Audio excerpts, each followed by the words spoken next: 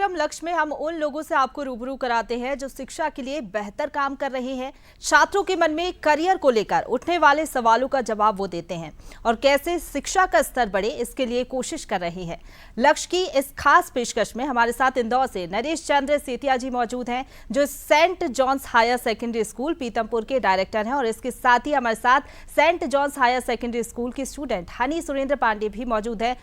Sir, आपका बहुत स्वागत है लक्ष्य में। इसके साथ ही हनी, आपका भी बहुत स्वागत है। Thank you ma'am. सर, सबसे पहला सवाल मेरा यही रहेगा, स्कूल के बारे में आप क्या बताना चाहेंगे, क्या कुछ अनुभव साझा करना चाहेंगे और शिक्षा के क्षेत्र में कब से आपका योगदान है? मैम, सबसे पहले तो मैं आपको बहुत बहुत धन्यवाद देता हूं। शिक्षा के स्तर पे अपने स्कूल का, जो कि Saint John higher secondary school Pithampur, जो कि धार जिले में आता है, ये एक स्कूल विगत 25 वर्षों से चल रहा है। इस वर्ष हम लोग सिल्वर जुबली मना रहे हैं। ये एक स्कूल लगभग 1.5 बीघे ज़मीन में स्थापित किया गया है और ये अच्छी तरीके से पीतमपुर एक एशिया का सबसे बड़ा एक इंडस्ट्रियल एरिया है। मजदूर वर्ग के लोग यहीं पर रहते हैं और मिडिल क्लास के बच्चे हमारे स्कूल में पढ़ते हैं। बहुत अच्छे मेधावी छात्र पढ़ते हैं, जिनको इस वर्ष हमारे स्कूल में हनी सुरेंद्र पांडे और आयुषी वराठे डिस्ट्रिक्ट टॉप और स्टेट में 9th रैंक ला करके स्कूल का नाम रोशन किया है। हमारे स्कूल में मेधावी छात्रों को निःशुल्क पढ़ाया जाता है। उसके साथ साथ बच्चे को बारीकी से टीचर्स देखभाल करते हैं। प्रतिदिन बच्चे को कैसे पढ़ाना है, किस प्रकार पढ़ाना है, कैसे बच्चे को रिवीजन करना है, कैसे पढ़ना, इन सारी चीज़ों के बारे में बताया जाता है। मैं उम्मीद करता हूं इस वर्ष हमारे Saint John higher secondary school nursery से लेकर के 12th तक फ्री में एडमिशन दिया जाएगा। उसके साथ साथ नर्सरी के बच्चे को फ्री में बुक्स भी दिया जाएगा। यही हमारे सेंट जॉन स्कूल, हमारे जितने भी डायरेक्टर्स हैं जी, जितने भी टीचर्स है, इन कार्य को हम आगे कर रहे हैं और आगे बढ़ा रहे हैं। बिल्कुल, आर्थिक तंगी कारण ना बने और बच्चे बेहतर तरीके से शिक्षा प्राप्त करें, इसी उद्देश्य से आपका स्कूल काम कर रहा है। आपके पास लौटूंगी। हनी, आपका रुख में करना चाहूंगी, आपके बारे में ज़रा बताइए, आप कौन सी क्लास में पढ़ती हैं और अपने क्या अनुभव आप साझा करना चाहेंगे स्कूल के बारे में? आपका लक्ष्य आप कैसे सेट करती हैं और लक्ष्य हासिल करने में टीचर्स आपको कैसे मदद करते हैं? जी, मेरा नाम हनी सुरेंद्र पांडे है। मैं कक्षा 11वीं की छात्रा हूँ। मैंने बायो स्ट्रीम लिया है। मेरे टीचर्स, मेरे शिक्षक मुझे हर फील्ड में सपोर्ट करते हैं, पढ़ाई के फील्ड में ना केवल बल्कि हर फील्ड में, एक्टिविटीज़ में भी सपोर्ट करते हैं। कॉन्सेप्चुअल लर्निंग हमारे स्कूल में प्रोवाइड की जाती है। हर एक डाउट क्लियर किया जाता है। मुझे मेरे टीचर्स ने हर जगह सपोर्ट किया है। कभी भी अगर डीमोटिवेशन होता है तो उन्होंने हमें प्रोत्साहित किया है। एग्ज़ाम के टाइम पे स्पेशली स्ट्रेस होता है तो उसमें भी टीचर्स हेल्प करते हैं, पढ़ाई बेहतर तरीके से करने के लिए आगे प्रोत्साहित करते हैं। जी सर, आपके पास मैं आना चाहूँगी, आपके स्कूल में छात्रों को कैसे पढ़ाया जाता है? ऑनलाइन मोड में या फिर ऑफलाइन मोड में क्लासेस होती हैं? क्योंकि अगर बात करें, कुछ बच्चे वीक भी होते हैं, तो क्या उनके लिए स्पेशल क्लासेस या कोई अलग से सेशन भी होते हैं? दोनों मोड में पढ़ाया जाता है मैडम। ऑफलाइन में भी पढ़ाए जाते हैं, ऑनलाइन भी पढ़ाए जाते हैं। कोरोना काल में हम बच्चे को ऑनलाइन से पढ़ाया था और अभी ऑफलाइन का है, क्योंकि बच्चे अभी स्कूल कंटिन्यू आ रहे हैं, जिससे बच्चे को ऑनलाइन के माध्यम से अलावा उसके साथ साथ ऑफलाइन में हम लोग पढ़ाए जाते हैं। यदि कोई डिफिकल्टी सब्जेक्ट है या कुछ थ्योरी पढ़ाना है, उनको हम ऑनलाइन के माध्यम से 11th और 12th के बच्चे को हम पढ़ाते हैं। हनी, आपके पास आऊंगी मैं। स्कूल की ऐसी कौन सी चीज़ है जो आपको अच्छी लगती है सबसे ज़्यादा? अगर बात करें टीचर्स कैसे हेल्प करते हैं, और बायो सब्जेक्ट की बात की जाए तो काफ़ी ज़्यादा कठिन होता है, आपने इसको कैसे चूज़ किया? जी, स्कूल की विशेषता जो मुझे सबसे अच्छी लगती है वो है स्कूल का वातावरण, जो कि हमारे डायरेक्टर सर नरेश सेठिया जी की वजह से ही है। सर ने हमें हर चीज़ में सपोर्ट किया है। आप लोगों को एक बात बताना चाहूँगी कि सर न केवल मुझे बल्कि मेरे स्कूल में कई अन्य मेधावी छात्र हैं, ब्रिलियंट स्टूडेंट्स हैं, जिनको सर फ़ी कंसेशन यानी फ्री में पढ़ा रहे हैं। तो सर का हर तरीके से सपोर्ट है। फाइनेंशियल सपोर्ट मेनली उन्होंने दिया है। जो बच्चे पढ़ नहीं पाते हैं या फिर जो ब्रिलियंट स्टूडेंट्स हैं, पढ़ाई में बहुत अच्छे हैं, उनको सर ने सपोर्ट किया है। तो ये स्कूल की विशेषता है जो मुझे सबसे ज़्यादा अच्छी लगती है। टीचर्स हर वक्त डाउट क्लियर करते हैं। अगर पढ़ाई में कोई डाउट आए तो उसमें हमेशा क्लियर करते हैं। टीचर्स का बिहेवियर बहुत अच्छा लगता है। हर फील्ड में, स्पोर्ट्स के फील्ड में और अगर एक्टिविटीज़ में भी स्कूल हमारा हेल्प करता है एंड टीचर्स बहुत सपोर्टिव हैं। यानी कि फुल सपोर्ट टीचर्स की तरफ से मिलता है। सर, अगर जिस तरीके से बात की जाए कि यहाँ पर टीचर्स तो सपोर्ट कर रहे हैं स्टूडेंट्स को, लेकिन वर्तमान समय में अगर बात करें छात्रों के जीवन में टाइम मैनेजमेंट कितना ज़्यादा ज़रूरी हो जाता है। लेकिन हम देखते हैं कई बच्चे रहते हैं टाइम मैनेजमेंट में असफल होते हैं, जिसका एक कारण परीक्षा में भी ठीक तरीके से तैयारी नहीं कर पाते। उसके लिए आप लोग क्या करते हैं? टाइम मैनेजमेंट तो सख्त जरूरी है मैडम। प्रतिदिन के जीवन में टाइम और उसको मैनेजमेंट किस प्रकार करना है, एक स्टूडेंट या टीचर्स शुरू से ही टाइम को मैनेजमेंट करके चलेंगे तो हर काम वो सक्सेस होगा, और टाइम भी एडजस्ट करके हम लोग उसको चल सकते हैं और वो काम को हम सफल कर सकते हैं। टाइम मैनेजमेंट हमारे जीवन में, दैनंदिन के जीवन में सख्त जरूरत है। और सर, हम देखते हैं कि 10th के बाद छात्रों के मन में ये सवाल होता है कि करियर में उनको करना क्या है। करियर काउंसलिंग के लिए ऐसे में क्या कोई विशेष ट्रेनिंग या फिर सेशन, बाहर से कोई एक्सपर्ट्स बुलाए जाते हो आपके स्कूल में? यस मैम, हम वर्ष के नवंबर दिसंबर मंथ में बच्चे को प्री बोर्ड होने के पश्चात कोशिश करते हैं कि अच्छे से अच्छे काउंसलर को बुलाया जाए। बुला करके बच्चे को बिठा करके उनको समझाया जाता है। जिन बच्चे मैथ्स में अच्छे हैं, जिन बच्चे साइंस में अच्छे हैं, जो बच्चे कॉमर्स लाइन में जाना चाहते हैं, बच्चे से काउंसलर आकर के बातचीत करते हैं, समझाते हैं किस फील्ड में जाए तो बच्चे के लिए सुविधा है। इन सारी बातों को समझाने के बाद ही काउंसलर बच्चे कोशिश करते हैं कि हमें किस फील्ड में और हमें कैसे जाना चाहिए, हमें क्या करना चाहिए, बच्चे ही सभी को निर्धारित करते हैं। बिल्कुल हनी, आपसे मैं जानना चाहूँगी आपने इस टीम कैसे चूज़ की और मॉक टेस्ट कितना ज़रूरी हो जाता है? आपने भी मॉक टेस्ट दिए होंगे, इससे पता चलता है कि आपकी तैयारी कितनी है और कितनी ज़्यादा मेहनत करने की ज़रूरत है आपको। मॉक टेस्ट ज़रूरी है। मॉक टेस्ट बोलते हैं कि प्रैक्टिस मेक्स मैन परफेक्ट।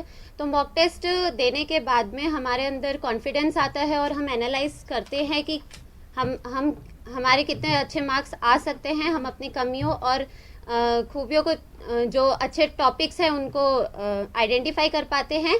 इसलिए मॉक टेस्ट ज़रूरी है।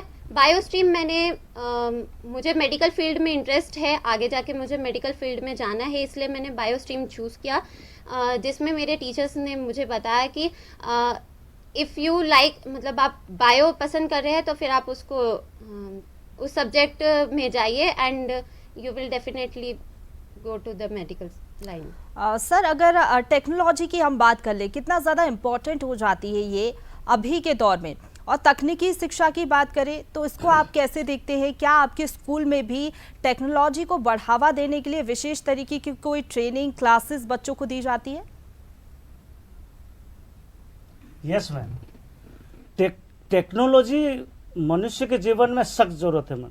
बच्चे छोटे से लेकर बड़े तक जब तक है, टेक्निकल का तो सख्त जरूरत है, क्योंकि बच्चे को कंप्यूटर से के माध्यम से पढ़ाया जाता है, स्मार्ट बोर्ड के माध्यम से पढ़ाया जाता है। बच्चे का कंप्यूटर लैब भी बनाया गया है, बहुत सारे से लैब बनाया गया जिसके द्वारा बच्चे टेक्निकली सीख सकते हैं। आजकल देखते हैं मोबाइल के माध्यम से भी बच्चे पढ़ रहे हैं, और ये बगैर टेक्निकल के तो आजकल का लाइफ संभव नहीं है। तो इसीलिए टेक्निकली तो सख्त जरूरत है स्कूलों में भी बच्चे, ताकि उसके द्वारा अच्छे से पढ़ सके, उसको क्लेरिफिकेशन अच्छे से हम उसको समझा सकते हैं। जैसे हम स्मार्ट क्लास में बच्चों को बिठा करके यदि कोई सब्जेक्ट के बारे में क्लियरिफिकेशन करना है तो डिटेल उसके बारे में अच्छे से समझा जा सकता है और बच्चे उसको समझ सकते हैं और बोर्ड एग्जाम में अच्छे से लिख करके अच्छे नंबर उससे पास कर सकते हैं। इसीलिए लाइफ में, बच्चों के लाइफ में टेक्निकल सख्त जरूरत है। हनी, आपका मैं रुक करना चाहूँगी, आप अपने एग्ज़ाम की तैयारी कैसे करती हैं? और एग्ज़ाम के टाइम पर हम देखते हैं स्ट्रेस काफ़ी ज़्यादा हो जाता है, तो स्ट्रेस बस्ट करने के लिए क्या करती है? घर पर टाइम मैनेजमेंट कैसे होता है? क्या आप अपनी जो स्टडीज़ है वो पार्ट में डिवाइड करती है कि इतना समय मुझे इस सब्जेक्ट को देना है, इतना समय दूसरे सब्जेक्ट को देना है? जी, टाइम मैनेजमेंट सबसे इम्पॉर्टेंट चीज़ है। जैसे मैंने बायो स्ट्रीम लिया है तो इसमें फ़िज़िक्स, केमिस्ट्री और बायोलॉजी है, तो मुझे सबके लिए इक्वल टाइम डिवीज़न करना पड़ता है। बट केमिस्ट्री एक टफ़ सब्जेक्ट है जिसके लिए मुझे दिन में बाकी सब्जेक्ट्स के लिए 1 घंटा लगता है, पर उसके लिए 2 घंटे देने पड़ते हैं, because that is my weak point. And जी बिल्कुल, यानी कि केमिस्ट्री में वीकनेस रहती है तो बिल्कुल हनी, जिस सब्जेक्ट में ज़्यादा मेहनत लगती है उसके लिए आप ज़्यादा समय देती हैं। ठीक है, आपके पास मैं लौटूंगी। सर, IIT JEE की बात करें तो ये क्या है? छात्रों को आप क्या बताना चाहेंगे जो कि हमारा प्रोग्राम देख रहे हैं? इसके लिए तैयारी कैसे कर सकते हैं छात्र? क्या 10th के बाद से ही इसकी प्रिपरेशन करना शुरू कर देना चाहिए छात्रों को? जी मैम, अच्छे एक सवाल आप पूछे मेरे को। IIT और JEE ये दोनों एग्जाम के लिए बच्चे को 6 क्लास से प्रिपेयर हो जाना चाहिए, और स्पेशली 9 से तो बच्चे को शुरुआत कर देना चाहिए। जो बच्चे यदि किसी फील्ड में जाना चाहते हैं, IIT में जाना चाहते हैं, JEE मेंस में जाना चाहते हैं, तो उसके लिए बच्चे को 9th क्लास से यदि करेंगे तो वो सफल प्राप्त कर सकते हैं। क्योंकि हम देखते हैं IIT, Indian institute of management, हमारे भारत में, हमारे देश में लगभग 23 कॉलेज ऐसे कॉलेजेस है। यदि 23 कॉलेज में 11,780 बच्चे लगभग सेलेक्ट होते हैं, यदि लाखों बच्चे एग्जाम देते हैं और उस एग्जाम में बस गिने चुने बहुत कम बच्चे सेलेक्ट होते हैं, उसके लिए बच्चे को 9th क्लास से क्या करना पड़ता है? मेहनत करना पड़ेगा। यदि डेली आप प्रैक्टिस करेंगे, मेहनत करेंगे, आसानी से आप क्या करेंगे? आप JEE मेंस भी और IIT भी आप सफलता आपके जीवन में हासिल कर सकते हैं। सर, पर्टिकुलर सब्जेक्ट्स की अगर हम बात करें, कुछ सब्जेक्ट्स ऐसे रहते हैं जो बच्चों को कठिन लगते हैं, कुछ बच्चों को गणित सरल लग सकता है, कुछ को कठिन लग सकता है। ऐसे ही अदर सब्जेक्ट्स की भी हम बात कर ले, चाहे रसायन विज्ञान की हम बात कर ले, भौतिक की बात कर ले, तो जिन छात्रों को कठिनाई होती है कुछ सब्जेक्ट्स में और उनके अंक अगर हम बात करें या फिर मार्क्स कम आते हैं, तो ऐसे में उनको आप कैसे मोटिवेट करते हैं? और जिन सब्जेक्ट में बच्चे वीक हैं उनके लिए क्या कुछ करते हैं? उसके लिए मैम एक्चुअली बच्चे को प्रैक्टिस की सख्त ज़रूरत है। बच्चे मन लगा के यदि पढ़ेंगे, टीचर्स की क्लास अटेंड करके कंटिन्यू आकर के यदि पढ़ेंगे, जो समझ में नहीं आता, मैं क्लास में जाकर के भी इन चीज़ों को बच्चे को मैं सजेशन देता हूं कि आपको यदि समझ में नहीं आ रहा है, आप टीचर्स को 1 बार नहीं, 2 बार नहीं, 3 बार नहीं, आपको जब तक समझ में नहीं आए आप कोशिश करें समझने के लिए। दुनिया में ऐसे कोई चीज नहीं मैम कि संभव नहीं है। आप प्रैक्टिस करते रहें, कोशिश करते रहें, जरूर उसका समाधान होगा। मैथ्स के अलावा फिजिक्स, केमिस्ट्री भी ऐसा सब्जेक्ट है वो आसानी से हम कर सकते हैं, उसके लिए प्रैक्टिस की सख्त जरूरत है।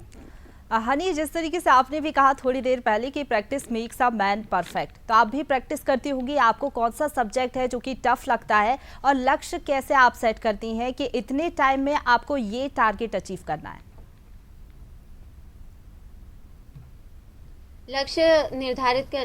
लक्ष्य कोई एक फाइनल रहता है जिसके लिए हमें छोटे छोटे गोल्स बनाकर चलने पड़ते हैं। जैसे दिन में 4 घंटे पढ़ाई करनी है या 5 घंटे पढ़ाई करनी है, तो वो चीज़ गोल्स, दिन के जो डेली गोल्स हैं उनको अचीव करेंगे तो अल्टीमेटली हम हमारे एम तक पहुंच सकते हैं। तो इस तरीके से मैं मेरे लक्ष्य को निर्धारित करती हूँ एग्ज़ाम के टाइम पे ज़्यादा पढ़ाई करनी पड़ती है, बट बेसिकली उससे पहले हम अगर रेगुलरली पढ़ाई करें, इतने घंटे पढ़ना है, तो फिर हम लोग आगे अपने एम को अचीव कर सकते हैं। एग्ज़ाम के टाइम पे स्ट्रेस नहीं होता है अगर डेली बेसिस पे पढ़ाई की जाए तो। सर, अगर जनवरी महीने की हम बात करें, जनवरी 2024 की जो कि गुजर चुका है, प्री बोर्ड के भी एग्जाम होते हैं, जेईई मेंस की जो तैयारी कर रहे होते हैं छात्र, वो उसकी भी पढ़ाई करते हैं, तो ऐसे में डबल बोझ हो जाता है छात्रों को। लेकिन दोनों को कैसे मैनेज करें छात्र, और ऐसे में क्या टीचर्स भी विशेष तरीके से मार्गदर्शन देते हैं बच्चों को? जी मैम, अच्छे सवाल पूछे आप। और ये चीज़ हमारे स्कूल में भी हुआ था कि प्री बोर्ड के बाद बच्चे को एग्ज़ाम देना था, एंट्रेंस एग्ज़ाम। तो जो बच्चे रेगुलर 11th में आए हैं और 12th में आए हैं और जो डेली प्रैक्टिस के जो डाउट था क्लास में क्लियर किए, उन बच्चों के लिए कोई मतलब प्रॉब्लम नहीं हुआ। वो आसानी से जा करके उस एग्ज़ाम में अपियर होने के लिए उन्होंने जा करके एग्ज़ाम भी दिया और उन्होंने अपियर भी किया है। और सर, आज के दौर में हम देखते हैं जितनी ज़्यादा ज़रूरत शिक्षा की है, उतनी ही ज़्यादा ज़रूरत है स्वास्थ्य की, कि आपका स्वास्थ्य कैसा है। ऐसे में इन दोनों के बीच आप सामंजस्य कैसे रखते हैं? पढ़ाई के साथ साथ हमारे हेल्थ को भी हमें ध्यान रखना जरूरी है।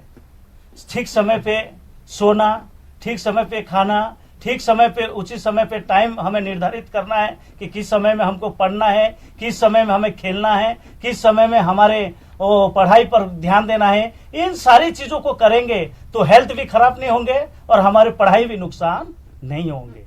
हनी, आप अपने हेल्थ को लेकर कैसे ध्यान रखती हैं? क्या कोई एक्स्ट्रा करिकुलम एक्टिविटीज़ में भी भाग लेती हैं या स्कूल में भी कोई ऐसी एक्टिविटीज़ होती है? जी, हमारे स्कूल में स्पोर्ट्स नियमित तौर पर कराए जाते हैं, जिससे हेल्थ में बेनिफिट रहता है। इसके अलावा रनिंग और साइकिलिंग है जो कि बेनिफिशियल रहता है। अगर आप एक स्टूडेंट है तो आपको हेल्थ मेंटेन करने में हेल्प करता है। अगर हेल्थ ख़राब होती है तो फिर शिक्षा में दिक्कत आती है। इसीलिए हेल्थ और शिक्षा दोनों को सही तरीके से चलाने के लिए हेल्थ पर ध्यान देना ज़रूरी है, जिसके वजह से हमारी पढ़ाई ना डिस्टर्ब हो। सर, प्रॉपर डाइट, सही रूटीन, ये सब चीज़ें हेल्थ में। सर, हम देखते हैं जब स्ट्रीम चुनने की बारी आती है कि 10th के बाद कौन सा सब्जेक्ट लेना है, इसमें हम देखते हैं ख़ास तौर पर बच्चे परेशान हो जाते हैं, कई बार भ्रमित भी हो जाते हैं कि कौन सी स्ट्रीम चूज़ करें। कई बार हम देखते हैं 11th तक पढ़ते हैं, उसके बाद मन में ख्याल आने लग जाता है कि ये टफ सब्जेक्ट है। तो ऐसे में बच्चे कैसे अपने करियर को चुने, ये पहचाने कि उनके लिए ये सब्जेक्ट बेहतर है? इससे पहले मैडम, एग्ज़ाम जैसे 10th का रिजल्ट आता है, आने के पश्चात हम लोग क्या करते हैं, सबसे पहले पेरेंट्स को और स्टूडेंट को स्कूल में बुलाया जाता है। उनके करियर काउंसलिंग के बारे में बातचीत किया जाता है कि बच्चे का चॉइस क्या है, बच्चा क्या करना चाहता है, माँ बाप उसमें एफर्ट्स कर पाएंगे या नहीं कर पाएंगे, उनको सपोर्ट कर पाएंगे कि नहीं कर पाएंगे। इन सारी चीज़ों को बातचीत होता है। बातचीत होने के बाद बच्चे भी एक डिसीजन लेते हैं कि मैं कॉमर्स फील्ड में जाऊं या मैं बायोलॉजी में जाऊं या मैं मैथ्स ग्रुप में जाऊं। इन सारी चीज़ों को बातचीत करने, काउंसलिंग करने के बाद ये बच्चे निर्धारित और निश्चित लेते हैं कि मैं इस फील्ड में जाऊंगा या जाऊंगी। सर, ये तो बात हो गई कि आपके स्कूल की किस तरीके से काउंसलिंग आप लोग करते हैं, लेकिन पेरेंट्स की काउंसलिंग भी कितनी ज़्यादा इम्पॉर्टेंट हो जाती है, क्योंकि शिक्षकों के साथ साथ पेरेंट्स का योगदान भी बहुत ज़्यादा होता है। जी जी जी मैम, एक्चुअली मंथली पेरेंट्स का भी मीटिंग होता है, पेरेंट्स टीचर्स मीटिंग। उस समय बच्चे के जो कमजोरियां हैं, बच्चे का जो वीकनेस है, पेरेंट्स को बताया जाता है कि बच्चे इस फील्ड में, इस काम में कमजोरी है, उसको इस टाइप में आपको देखना है, इसमें इसको ध्यान रखना है। यदि आप और हम दोनों मिल करके ध्यान रखेंगे तो बच्चे का उनके पढ़ाई में, उनका हर चीज में वो प्रोग्रेस कर सकता है। इस प्रकार से हम लोग पेरेंट्स से भी मीटिंग करते हैं और उनसे बातचीत, काउंसलिंग करते हैं और बातचीत करते हैं। सर, शिक्षा के क्षेत्र में बंसल ग्रुप के योगदान को आप किस तरीके से देखते हैं और याद करते हैं? बंसल ग्रुप का मैं बहुत बहुत धन्यवाद देता हूं मैम। एक्चुअली बंसल ग्रुप हमारे इंस्टीट्यूट में आकर के, हमारे स्कूल में, सेंट जॉन हायर स्कूल में आकर के बच्चे को हम लोग भेजते हैं उस कॉलेज में भेजने के बाद रोबोटिक के बारे में सिखाते हैं, प्रैक्टिकल अच्छे से कराते हैं। उसके साथ साथ मैथ्स ग्रुप के बच्चे को अच्छे से कराते हैं, फिर बायो ग्रुप के बच्चे को भी कराते हैं। अब बहुत अच्छे तरीके से बच्चे को सिखाते हैं। मैं बहुत बहुत धन्यवाद देता हूं। उसके साथ साथ मेरे परिवार के एक बेटी है जो कि मनुस्मृति महापात्र, वो खुद SD बंसल से पढ़ाई करके इंजीनियरिंग करी, अच्छे पैकेज से उसको जॉब मिला और अभी फिलहाल वर्तमान में हैदराबाद में जॉब कर रही है। उसके साथ साथ में मेरे दोस्त के एक बेटे भी हैं जो कि वेदांश तिवारी, बहुत अच्छा बेटा है जो कि बंसल ग्रुप में वो काम कर रहे हैं, अच्छी मेहनत कर रहे हैं। इसलिए बहुत बहुत धन्यवाद आपके बंसल ग्रुप को मैं देना चाहता हूँ। हनी, आपका मैं रुख करना चाहूंगी। विकसित भारत के मिशन में टेक्नोलॉजी कैसे अहम भूमिका निभा रही है, इसको लेकर आप क्या बताना चाहेंगी, और आपके जैसे ही जो छात्र पढ़ाई कर रहे हैं उनको क्या संदेश आप देना चाहेंगे? विकसित भारत में टेक्नोलॉजी एक अहम भूमिका निभा रही है। आज के टाइम पे टेक्नोलॉजी के बिना जीवन संभव नहीं है। हर चीज़ में टेक्नोलॉजी है। हर रोज़ मोबाइल यूज़ किया जाता है, वो भी एक टेक्नोलॉजी का ज़रिया है। मोबाइल, रेडियो, कंप्यूटर्स जो कि मेन आज के टाइम पे सभी को हेल्प कर रहे हैं। तो टेक्नोलॉजी विकसित भारत में एक अहम भूमिका निभा रही है। इसके अलावा मैं सभी बच्चों को बोलूँगी कि डिसिप्लिन अगर मेंटेन किया जाए, self discipline is more important, तो आप अपने एम को अचीव कर सकते हैं। बिल्कुल सही कहा आपने। सेल्फ डिसिप्लिन बहुत ज़्यादा इंपॉर्टेंट होती है किसी भी छात्र के जीवन में, और अगर ये अपना ली जाए किसी भी छात्र के द्वारा तो निश्चित तौर पर सक्सेस ज़रूर मिलेगी। सर, आपके पास आना चाहूँगी। अंत में आप क्या संदेश देना चाहते हैं छात्रों को और पेरेंट्स को भी? अंत में एक बात बोलना चाहता हूँ, बच्चे सब्जेक्ट से घबराए नहीं। आप, एक इंग्लिश में कहावत है, where there is will there is a way.